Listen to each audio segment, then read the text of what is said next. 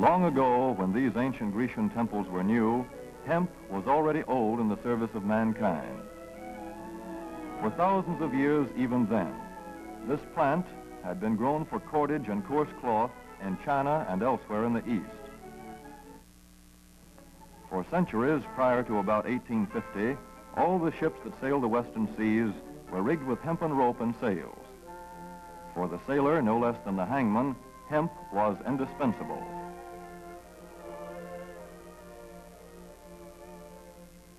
A 44-gun frigate, like our cherished old Ironsides, took over 60 tons of hemp for rigging. Including an anchor cable 25 inches in circumference.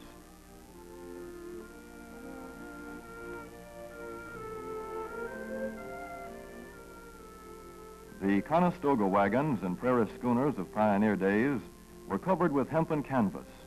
Indeed, the very word canvas comes from the Arabic word for hemp. In those days, hemp was an important crop in Kentucky and Missouri. Then came cheaper imported fibers for cordage, like jute, sisal, and Manila hemp, and the culture of hemp in America declined. But now, with Philippine and East Indian sources of hemp in the hands of the Japanese, and shipment of jute from India curtailed, American hemp must meet the needs of our Army and Navy as well as of our industries. In 1942, patriotic farmers at the government's request planted 36,000 acres of seed hemp, an increase of several thousand%. The goal for 1943 is 50,000 acres of seed hemp. In Kentucky, much of the seed hemp acreage is on river bottom land such as this, along the Kentucky River Gorge. Some of these fields are inaccessible except by boat. Thus, plans are afoot for a great expansion of the hemp industry as a part of the war program. This film is designed to tell farmers how to handle this ancient crop, now little known outside Kentucky and Wisconsin. This is hemp seed. Be careful how you use it. For to grow hemp legally, you must have a federal registration and tax stamp. This is provided for in your contract. Ask your AAA committeeman or your county agent about it. Don't forget, hemp demands a rich, well-drained soil such as is found here in the bluegrass region of Kentucky or in central Wisconsin.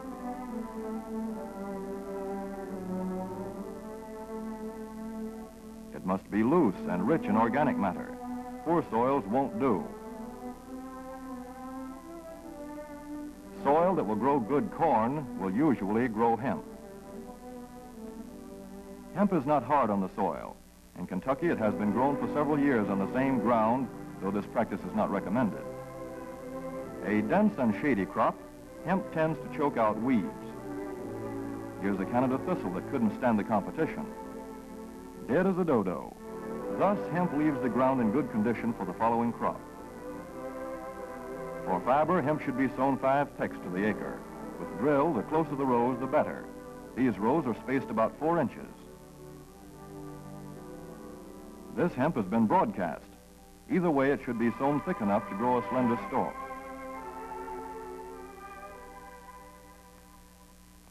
Here's an ideal stand. The right height to be harvested easily, thick enough to grow slender stalks that are easy to cut and process.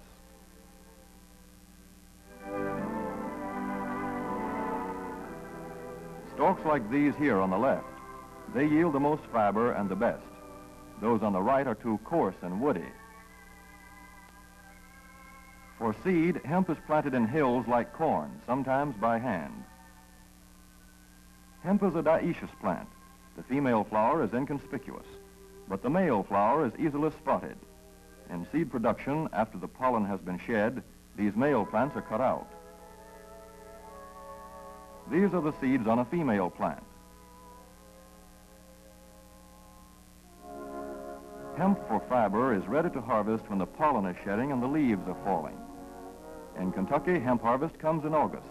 Here, the old standby has been the self-rake reaper, which has been used for a generation or more. Hemp grows so luxuriantly in Kentucky that harvesting is sometimes difficult, which may account for the popularity of the self-rake with its lateral stroke.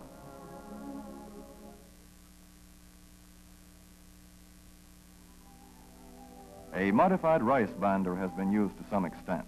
This machine works well in average hemp.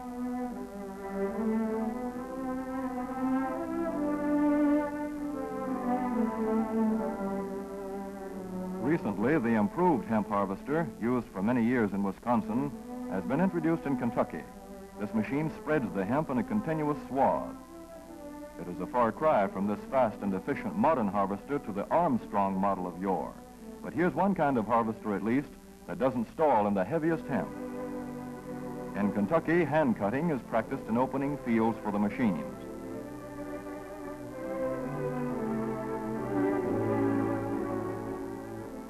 In Kentucky, hemp is shucked as soon as safe after cutting, to be spread out for retting later in the fall.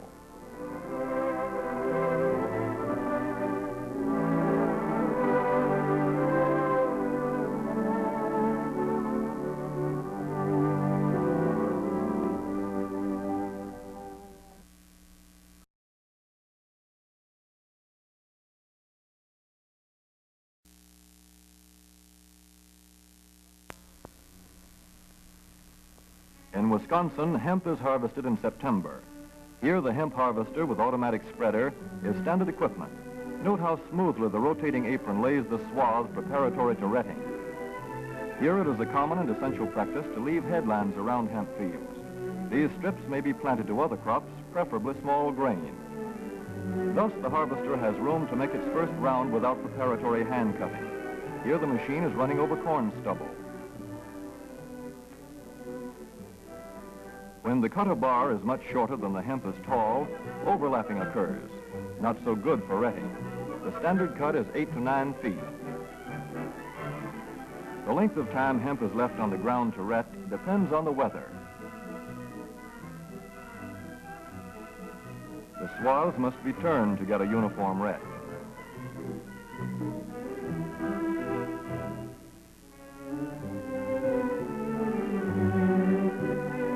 When the woody core breaks away readily, like this, the hemp is about ready to take up and bind into bundles.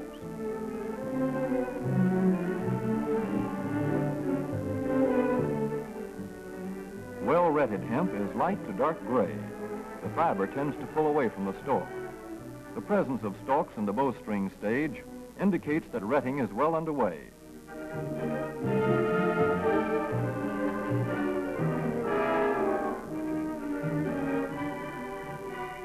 When hemp is short or tangled, or when the ground is too wet for machines, it is bound by hand.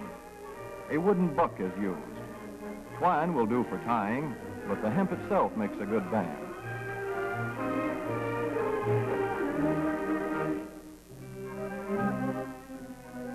When conditions are favorable, the pickup binder is commonly used. The swaths should lie smooth and even with stalks parallel. The picker won't work well in tangled hemp.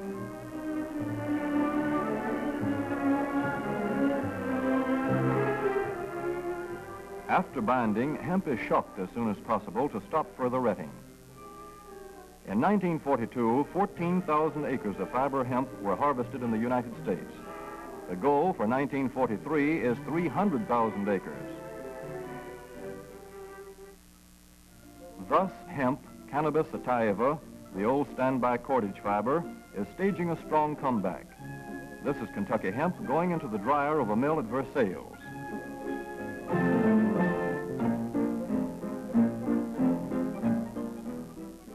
In the old days, breaking was done by hand, one of the hardest jobs known to man.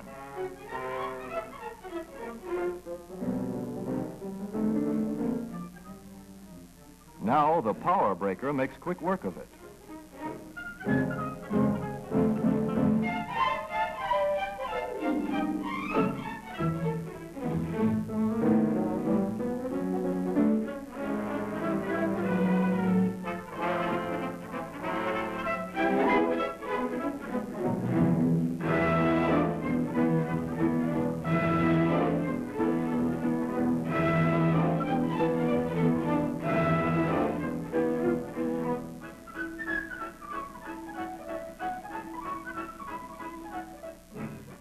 Spinning American hemp into rope yarn or twine in the old Kentucky River Mill at Frankfort, Kentucky.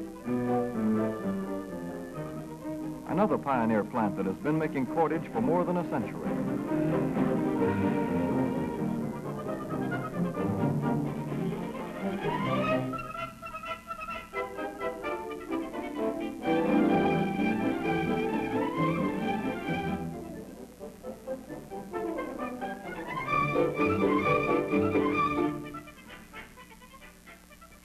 All such plants will presently be turning out products spun from American-grown hemp.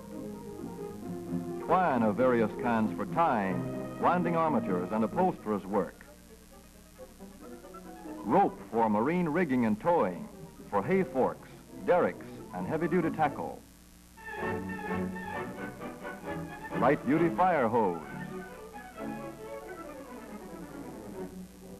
Thread for shoes for millions of American soldiers. And parachute webbing for our paratroopers.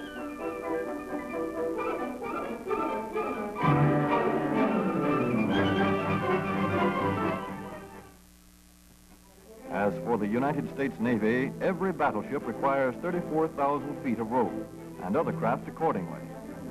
So here in the Boston Navy Yard, where cables for frigates were made long ago, crews are now working night and day making cordage for the fleet. In the old days, rope yarn was spun by hand.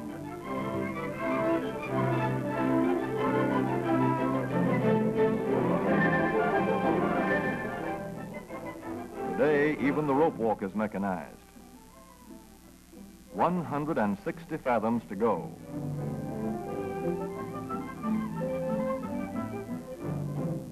The rope yarn feeds through holes in an iron plate.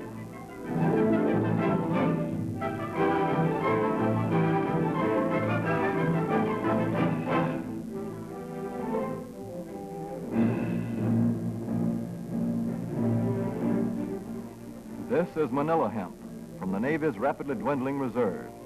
When that is gone, American hemp will go on duty again.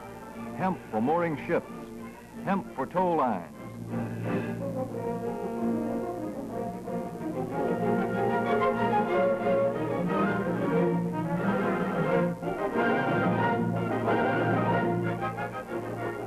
Hemp for tackle and gear. Hemp for countless naval uses, both on ship and shore.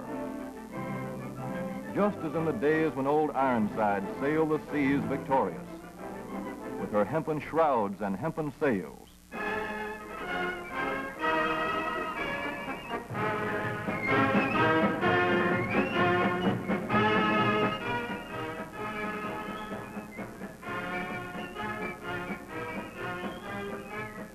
Hemp for victory.